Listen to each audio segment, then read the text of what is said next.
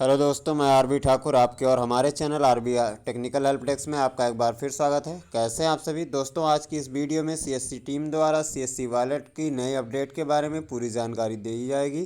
कृपया वीडियो को पूरा ज़रूर देखें और जो भी हमारे चैनल पर सब्सक्राइब करना ना भूलें। धन्यवाद। अपने डिजिटल सेवा पोर्टल में पैसे रुपए किस तरीके से ऐड कर सकते हैं, और अगर ये पैसा ऐड करते समय फंस जाता है या हमारे बैंक अकाउंट से कट जाता है और हमारे सीएससी पोर्टल में नहीं आता है, तो ऐसी कंडीशन में हम क्या करेंगे। तो सबसे पहले हम ये जानेंगे कि किस किस माध्यम से हम अपने पोर्टल में पेमेंट को ऐड कर सकते हैं। हमारे पोर्टल में ऐड मनी के ऑप्शन अवेलेबल हैं। एचडीएफसी पीजी, आपका पेयू मनी, पे एचडीएफसी पीजी से कर सकते हैं। डेबिट एचडीएफसी पीजी में आप डेबिट कार्ड, क्रेडिट कार्ड या अदर बैंक और अदर बैंक के डेबिट कार्ड, क्रेडिट कार्ड और नेट बैंकिंग को यूज कर सकते हैं। यहाँ पर आपको ये सारे ऑप्शन अवेलेबल होते हैं। ऐड मनी करने के लिए हम सबसे पहले अपने डिजिटल सेवा पोर्टल को लॉगिन करेंगे। लॉगिन करने के बाद ऐड मनी पे जाएंगे। यहाँ पर जो अमाउंट हमें ऐड करना है वो अमाउंट लिखेंगे और उसके बाद यहाँ पर अपना पेमेंट गेटवे सेलेक्ट करेंगे। जो भी हमारा पेमेंट गेटवे है या जहाँ से भी हमें पेमेंट ऐड करना है वो उस उस प्रोसेस को सेलेक्ट करेंगे। अगर हमारा एचडीएफसी का है तो एचडीएफसी बैंक क्रेडिट कार्ड हम यूज करेंगे, डेबिट कार्ड यूज करेंगे। अदर बैंक का हमारे पास क्रेडिट कार्ड यूज करना चाहते हैं वो यूज करेंगे, या अदर बैंक के डेबिट कार्ड को यूज करना चाहते हैं वो करेंगे।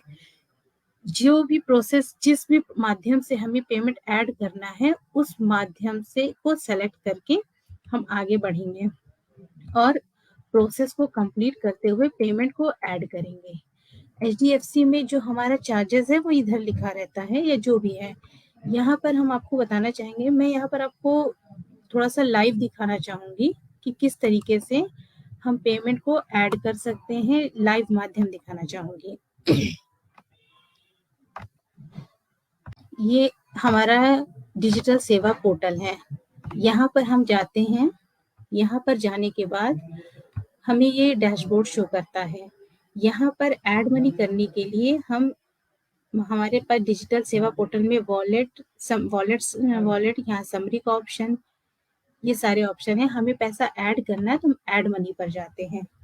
यहाँ पर अगर हमें जो भी अमाउंट ऐड करना है वो अमाउंट लिखेंगे। यहाँ पर हम वो मोबाइल नंबर लिखेंगे जिस जो हमारा अपना नंबर है जिसमें हम कोई भी नोटिफिकेशन चाहते हैं। अगर हम एचडीएफसी पीजी से पेमेंट गेटवे यूज करना चाहते हैं तो हम एचडीएफसी पीजी सेलेक्ट करेंगे। अगर हम एक्सिस पीजी से करना चाहते हैं तो एक्सिस पीजी करेंगे। हमारे पास यहाँ पर एचडीएफसी पीजी से पेमेंट ऐड करने का, एक्सिस पीजी और इसके अलावा अदर पेमेंट गेटवे में पेयू, सिट्रस, सीसी एवेन्यू, ये सारे अवेलेबल हैं। यहाँ पर हमारे पेमेंट गेटवे का जो चार्जेस होता है ये दिया हुआ है। डेबिट कार्ड से आपका सीसी एवेन्यू में 0.90%, पेयू मनी से आपका 0.64%, एचडीएफसी पीजी से आपका पेमेंट ऐड करने का कोई चार्जेस नहीं कटता है। क्रेडिट कार्ड से कर रहे हैं तो हमारा पेमेंट गेटवे चार्जेस 0.89% और एचडीएफसी पीजी का कोई भी चार्जेस नहीं होता है। अगर हम नेट बैंकिंग से यूज कर रहे हैं तो नेट बैंकिंग का ये अलग चार्जेस यहाँ पर शो हो रहा है। और अगर हम एचडीएफसी पीजी के माध्यम से जाएंगे तो हमारा कोई भी चार्जेस यहाँ पर एप्लीकेबल नहीं होगा। तो ये हमारा पेमेंट ऐड करने का मेथड है अगर हम पेमेंट गेटवे को यूज करते हैं, एचडीएफसी, एक्सिस पीजी या अदर हमारे जो पेमेंट गेटवे हैं उसके माध्यम से। इसके अलावा एनईएफटी, आईएमपीएस के माध्यम से भी हम पेमेंट को ऐड कर सकते हैं। यानी हम यहाँ पर दिया हुआ अकाउंट, सीएससी अकाउंट नंबर और ये आईएफएससी कोड, ये हम अपने बैंक में एज अ बेनिफिशियरी ऐड कर लेंगे और इसके माध्यम से हम एज अ बेनिफिशियरी ऐड करने के बाद हम इसमें अपना पैसा ट्रांसफर करने के लिए अपनी नेट बैंकिंग को लॉगिन करेंगे। नेट बैंकिंग से एनईएफटी या आईएमपीएस करेंगे। जो भी प्रिस्क्राइब टाइम है, उस प्रिस्क्राइब टाइम में वो पैसा आपके वॉलेट में ऐड हो जाएगा। अब यहाँ पर हम एचडीएफसी पीजी को यूज करते हुए पेमेंट ऐड करने की प्रोसेस को आगे बढ़ाते हैं। जब हम प्रोसेस को आगे करते हैं तो हमारे पास यहाँ पर इस तरह से ऑप्शन शो करते हैं। पे विद मतलब HDFC bank credit card, HDFC चुना है, इसका मतलब ये नहीं है कि आपका बैंक एचडीएफसी में बैंक होना चाहिए। ये सिर्फ हमारा पेमेंट गेटवे है। हमारा बैंक कोई भी हो, हम यहाँ पर उस ऑप्शन को सेलेक्ट कर सकते हैं। अगर हमारा एचडीएफसी बैंक क्रेडिट कार्ड है तो हम ये सेलेक्ट करेंगे। अगर एचडीएफसी डेबिट कार्ड है तो यहाँ सेलेक्ट करेंगे। अदर बैंक का कोई क्रेडिट कार्ड या डेबिट कार्ड है तो हम यहाँ पर सेलेक्ट करेंगे। तो यहाँ पर आपको ऑप्शन देने लगेगा कि आपका कौन सा कार्ड है, उसकी डिटेल शो करने लगेगा। जब इसमें आप आगे बढ़ेंगे तो वो ऑटो आपका डिटेल कैप्चर करके डेटा उठा लेगा। इसके अलावा यहाँ पर हम अपनी डिटेल्स डाल के पूरी डिटेल फिल करके आगे पेमेंट के लिए बढ़ेंगे। हमें पेमेंट नहीं करना, इसलिए हम इसको बंद कर दे रहे हैं। ये मैंने इसको बंद कर दिया।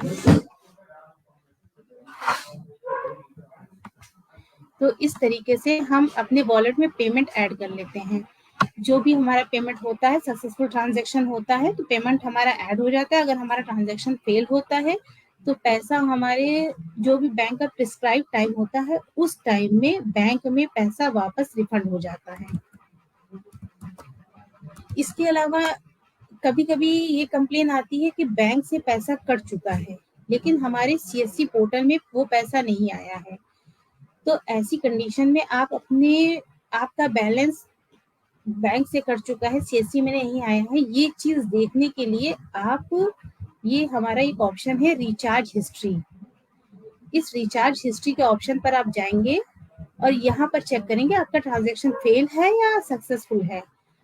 अगर बाय चांस किसी वजह से आपका पेमेंट स्टक्ड होता है या किसी रीजन से वो पैसा फंसा रहता है तो अगर आप यहाँ चेक स्टेटस पे क्लिक करते हैं तो वो तुरंत ही, अगर सक्सेसफुल होना होगा तो तुरंत आपके वॉलेट में आ जाएगा। अदरवाइज आपके जो भी बैंक का प्रिस्क्राइब टाइम है उस प्रिस्क्राइब टाइम में वो पैसा आपके बैंक में रिफंड हो जाएगा। एक चीज का ध्यान रखें कि कोई भी पेमेंट ऐड करने का आप प्रोसेस भी करते हैं तो उसकी एंट्री जरूर होती है, उसका ट्रांजैक्शन नंबर जरूर बनता है। जैसे मुझसे कुछ वेली कहते हैं कि कोई ट्रांजैक्शन नंबर नहीं बना, तो ऐसा नहीं है, ट्रांजैक्शन नंबर जरूर बनता है, चाहे आप पेमेंट करें चाहे ना करें। ये देखिए, मैं आपके सामने ही अभी मैंने एचडीएफसी पीजी के माध्यम से पेमेंट ऐड करने का प्रोसेस किया था। ये 6 फरवरी सन 2023 का है और यहाँ पर आप देख पा रहे होंगे कि ट्रांजैक्शन नंबर जनरेट हो गया, जबकि मैंने प्रोसेस आगे नहीं किया था। तो ट्रांजैक्शन सक्सेसफुल हो या ट्रांजैक्शन फेल हो, उसका ट्रांजैक्शन नंबर जरूर बनता है। तो कभी भी ऐसा हो तो आप यहाँ पर चेक कर सकते हैं कि आपका पैसा ऐड हुआ है या नहीं हुआ है, या इस पे क्लिक करके आप इसका स्टेटस चेक कर सकते हैं। क्योंकि मैंने कोई ट्रांजैक्शन किया नहीं था तो यहाँ पर उसकी कोई एंट्री नहीं आई है, क्योंकि हमारा कोई ट्रांजैक्शन हुआ ही नहीं है। अगर हुआ होता और यहाँ पर देखिए फेल दिखा रहा है क्योंकि हमने अपना ट्रांजैक्शन फेल किया था। लेकिन अगर ऐसे आपका ट्रांजैक्शन फेल होता है तो अगर सर हमारे पोर्टल पे हिट हुआ है तो वो यहाँ शो करेगा, अदरवाइज वो यहाँ पर शो ही नहीं करेगा। इसके अलावा हमारे वॉलेट में ये सारे ऑप्शन है। समरी में आप अपना बैलेंस देख सकते हैं। ये रिचार्ज हिस्ट्री का ऑप्शन है। और बाय चांस अगर आपका ट्रांजैक्शन फेल्ड हो जाता है, आपके बैंक से पैसा कट गया, सीएससी पोर्टल में नहीं आया है और आपका ये पैसा 24 से 48 घंटे जो कि बैंक का दिया हुआ टाइम है उस टाइम लिमिट में आपके बैंक में भी वापस नहीं आया है और आप इसके लिए कंप्लेन रेज करना चाहते हैं, तो इसके लिए आप हमारे ये सपोर्ट पोर्टल है, यहाँ पर आप टिकट रेज कर सकते हैं। यहाँ पर क्रिएट टिकट में आप जाएंगे, यहाँ पर आपको देखिए ऑप्शन आ रहे हैं, I have a query related to CSC products and services. दूसरा, I have done a purchase, अगर हम अब कोई सर्विस के लिए करते हैं, या अगर हम कोई वॉलेट टॉप अप कर रहे हैं और वो ट्रांजैक्शन फेल्ड हो रहा है, तो उसके बिहाफ में हम यहाँ पर कंप्लेंट टिकट जनरेट करते हैं। अगर हमें 24 से 48 घंटे हो गया, 24 घंटे से ज्यादा हो गया, 24 घंटे से ज्यादा मतलब वर्किंग आवर 24 घंटे, 3 दिन का टाइम आपको देना होगा। सैटरडे संडे उसमें इंक्लूड नहीं होते। 3 दिन का टाइम आप बैंक से वेट कर लीजिए, क्योंकि यही टाइम आपका बैंक का रिवर्ट का टाइम भी होता है। 24 घंटे पे आप क्लिक कर लें अगर टाइम निकल चुका है, और उसके बाद ट्रांजैक्शन आपका सक्सेसफुल था, अगर आपके का ट्रांजैक्शन सक्सेसफुल रहा है तो आप यस कर लीजिए, और वो ट्रांजैक्शन नंबर यहाँ पर डालेंगे तो वो उसकी डिटेल ऑटोमेटिक यहाँ पर उठा लेगा और आप अपना कंप्लेंट टिकट जनरेट कर पाएंगे। इस कंप्लेंट टिकट का जो भी आंसर होगा वो 3 दिन के अंदर आपको इसका रिवर्ट मिल जाएगा। या अगर वाकई में हमारे एंड से, सीएससी पोर्टल के एंड से कहीं पर पैसा फंसा है, तो उसकी इंक्वायरी भी कर ली जाएगी। बट ट्रांजैक्शन नंबर आपके पास होना जरूरी है। ट्रांजैक्शन नंबर मैं फिर से आपको बता दूं, आपको ट्रांजैक्शन नंबर ये यहाँ पर रिचार्ज हिस्ट्री में मिलता है। वॉलेट का एड मनी का ट्रांजैक्शन नंबर आपको रिचार्ज हिस्ट्री में ही मिलेगा। इसके बाद आते हैं, मान लीजिए कि हाँ ट्रांजैक्शन आपका फेल हुआ है, आपका 1 हफ्ते का टाइम हो गया है और आपको बैंक की तरफ से कोई कंफर्मेशन नहीं मिल पाया है, और आप चाहते हैं कि इसकी जांच हम अपनी तरफ से करवाएं, तो इसके लिए आपको हमें कुछ डिटेल शेयर करनी होती है। यहाँ पर हम आपको क्या क्या डिटेल शेयर करनी होती है मैं आपको बता दे रही हूँ। सबसे पहले आपको पासबुक पे जाना होगा, वॉलेट लेजर पे जाएंगे। वॉलेट लेजर में जाके आपका जिस डेट का ट्रांजैक्शन है, ध्यान रखिए आप मौजिला ब्राउजर में ही डिजिटल सेवा पोर्टल को खोलेंगे तो आपको सबसे पुरानी हिस्ट्री दिखा देगा। अगर क्रोम पे खोलते हैं तो पुराने ट्रांजैक्शन आपको आपके पोर्टल में नहीं फ्लैश करता है। तो अगर आपको पुराने ट्रांजैक्शन देखने हैं, जैसे मैंने देखिए 28 फरवरी सन 2017 का ट्रांजैक्शन मुझे शो कर रहा है, क्योंकि मैंने मौजिला ब्राउजर पे खोला है। अगर यही मैंने क्रोम पे खोला होता तो इतनी पुरानी हिस्ट्री मेरे पोर्टल में नहीं आ रही होती। आप यहाँ पर से डिटेल सेलेक्ट करके आप इसे डाउनलोड कर लेंगे। ये एक्सेल में डाउनलोड हो जाता है और इस एक्सेल को आप मेल में अटैच कर देंगे। इसके साथ आपका जो ट्रांजैक्शन फेल हुआ है उसका ट्रांजैक्शन नंबर, रिचार्ज हिस्ट्री में जाके वो ट्रांजैक्शन नंबर आप हमें देंगे जो ट्रांजैक्शन आपका फेल हुआ है, वो डेट, वो टाइम आप हमें शेयर करेंगे, और इसके अलावा बैंक स्टेटमेंट देंगे पीडीएफ में, जो कि रिचार्ज हिस्ट्री से लेके जिस डेट में आप हमें मेल कर रहे हैं वो उस डेट तक का पीडीएफ में स्टेटमेंट होना चाहिए, तभी हम इसे आगे फॉरवर्ड करके इसे चेक करवा सकेंगे। इसके अलावा कभी भी आपका पैसा कट गया है तो सबसे पहले तो आप, और 1 हफ्ते से ज्यादा हो गया पैसा आपके वॉलेट में वापस नहीं आया, ना ही बैंक में वापस आया है, तो ऐसा होता है कि ये आपके बैंक के किसी पूल अकाउंट में पैसा फंसा होता है।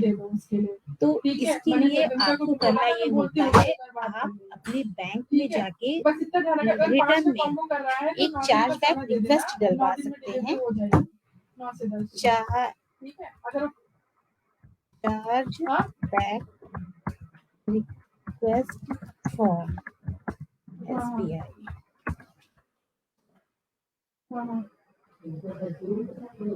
इस तरीके से अगर आप करते हैं तो आपको एक चार्जबैक रिक्वेस्ट फॉर्म मिल जाता है।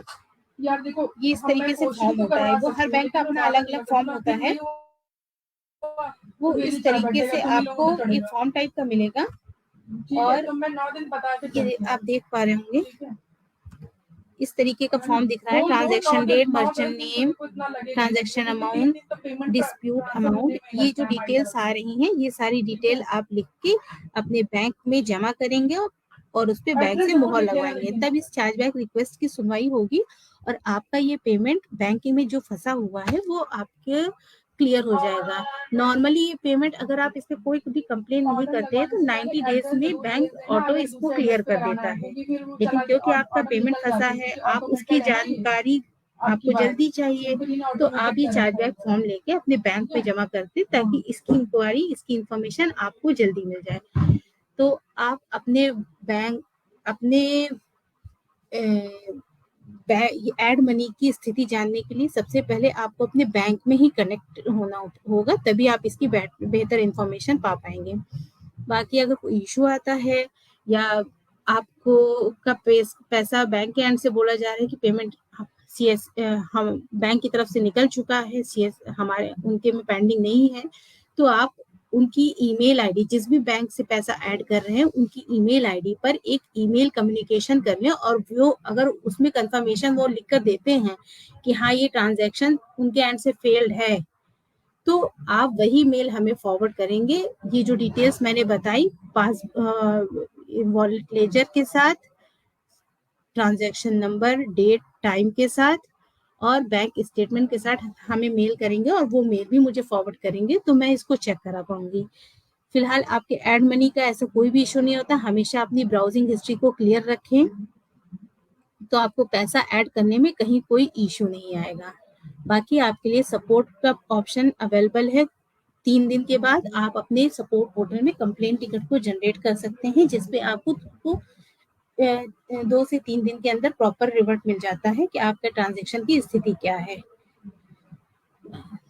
वॉलेट एड मनी के बारे में ये हमारी इंफॉर्मेशन थी। बाकी अगर कोई इशू आता है तो एड मनी से रिलेटेड, तो आप हमारे पोर्टल पे कंप्लेंट टिकट जनरेट करें, या हमारे टोल फ्री नंबर, जो कि हमारा टोल फ्री नंबर है 1800 121 3468, 1800 इस नंबर पर भी आप कांटेक्ट कर सकते हैं। आपको यहाँ पर भी आपकी डिटेल चेक करके बता दी जाएगी। आज की मुलाकात में आज के लिए इतनी ही जानकारी। धन्यवाद। उम्मीद करता हूँ वीडियो पसंद आई होगी। मिलते हैं नए वीडियो में नए अपडेट के साथ, तब तक के लिए नमस्कार दोस्तों।